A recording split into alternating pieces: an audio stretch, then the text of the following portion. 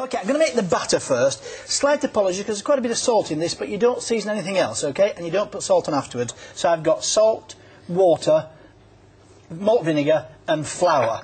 And we start by putting the flour... Now, where did you get this? Because your recipes are either from the inside of your brilliant head, or this one is where? This one is actually one I put together myself, actually.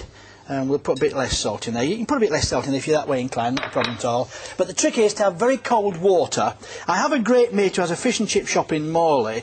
I think he's retired now. It used to be called the Mermaid. He's gone now as Norman, sadly. And he'd never tell me his batter recipe. But when you're saying he's gone, you mean he's gone to the other side? No, he's not frying up above. He's actually just retired. Oh, I see, okay. And so you just make a batter in the normal way and just give it... You see, it changes colour. It's slightly darker, but don't worry about it. So he never told you the secret of his... Never told me the secret of his batter, no. What a pig! I mean, if he's retired, why is he... He'll go to his grave. Well, no, his son's got it now, and his son, Richard, won't tell me either. Trade secrets. I don't blame them in many ways. Okay, so you get the batter. You see, now you've got that wonderful... You've got that acidic bit. You've got the nice little... It's getting the old chops going already. Put that to one side here. Whilst we're doing that, let me put the peas on first, if I may. Does it smell good, huh? I'm going to put a little bit of butter in here. And now mushy peas, you know, made from dried peas, normally, but these are not made from dried peas. These are fresh, frozen peas, and you wouldn't put shallots in mushy peas, but we put a few shallots in there, and we'll leave that just to sweat away. Do you know Mr. Turner's cooking? Yeah. Have you ever seen his cookbooks? Yeah, I've got Ryan's cookbooks, actually. Have you? Well, when I was, like, you know, after college and everything, and working for when you were still a lad. And was Mr. Turner one of the people that you were told to read and learn and digest? Yeah, definitely. Yeah.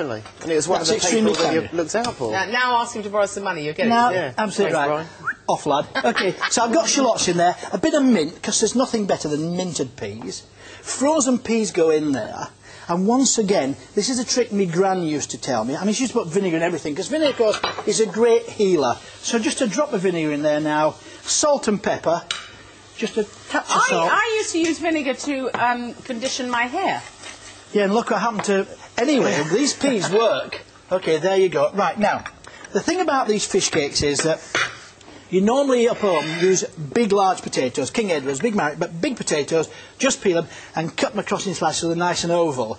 They look a little bit like that. What I've done, however, I've actually got a cutter, because we're going to make them slightly posher. We'll just cut a little bit out. So is that easy to do? I mean, do they cut easily through the potatoes? Yeah, no problem at all. It's wonderful. It works easy. So you put those there and dry those off a little bit. Okay, so we've got now our potatoes. But imagine if you're not doing it for a dinner party, you're just doing it at home for the kids, you'd use the whole potato.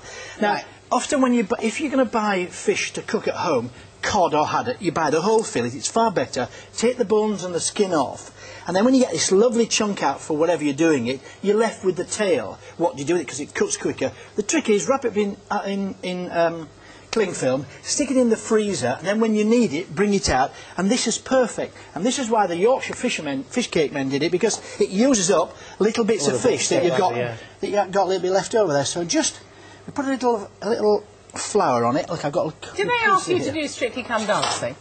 I did actually say that my 3 left feet wouldn't actually work. Consequently, I turned it down. Oh, I'd love to have seen you dance. You only wanted me on there so you could vote me out. Okay, so it sits like a little cake. There's where we get the fish cake. See how it sits together as a cake there? And they look quite twee. If you're going to do these in advance, you can cut the potatoes, put them in water. You've got the fish there, you've got the batter made. Yeah. So it's a last-minute job. Now, I just want to talk to you about this fryer. I'm going to take these off a little bit now because they're going to change colour. That's the only problem with these frozen peas. If you cook them too long, they change colour. But to make them into mushy peas, look, I'm just going to mash them up a little bit. So that's your little ice. And if you want to do, you can pee on the table.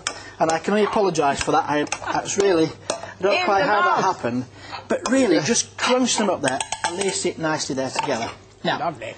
Fish fryers. You can buy these. You've got these wonderful fish fryers these days, but the old-fashioned way of having just a pan, for me, works better in this instance. But you don't want to have the old basket in there, because if you put this in, the batter goes through the basket, sets, and then you can't lift it out. Drips off at the bottom, so you need a good, solid-bottomed frying pan, okay? Bit of natural oil in there, a bit of groundnut oil, a bit of peanut oil, whatever you want to have in there, vegetable oil, and we'll just turn that off.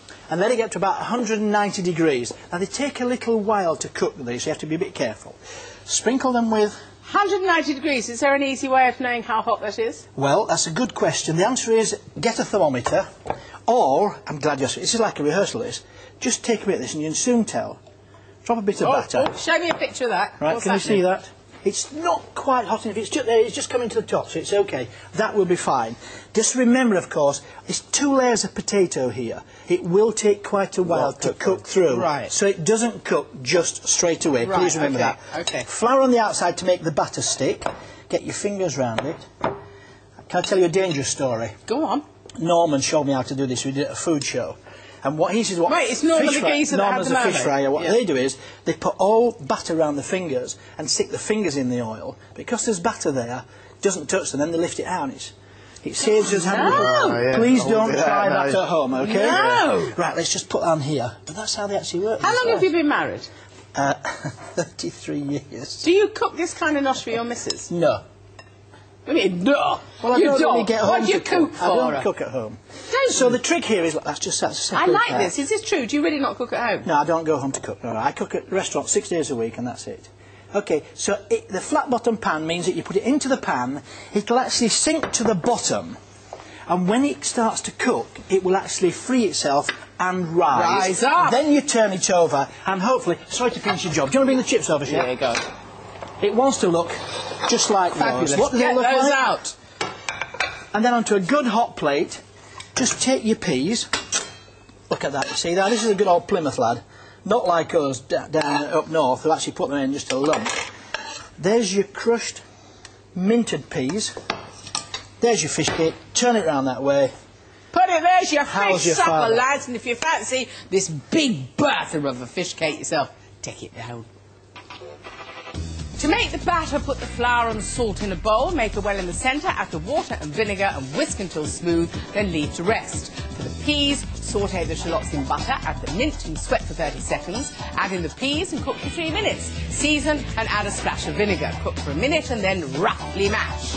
Using a pastry cutter, cut the potato slices and fish into circles, dust the fish with flour and sandwich it between 2 pieces of potato, then dip the whole thing into flour and then into the batter.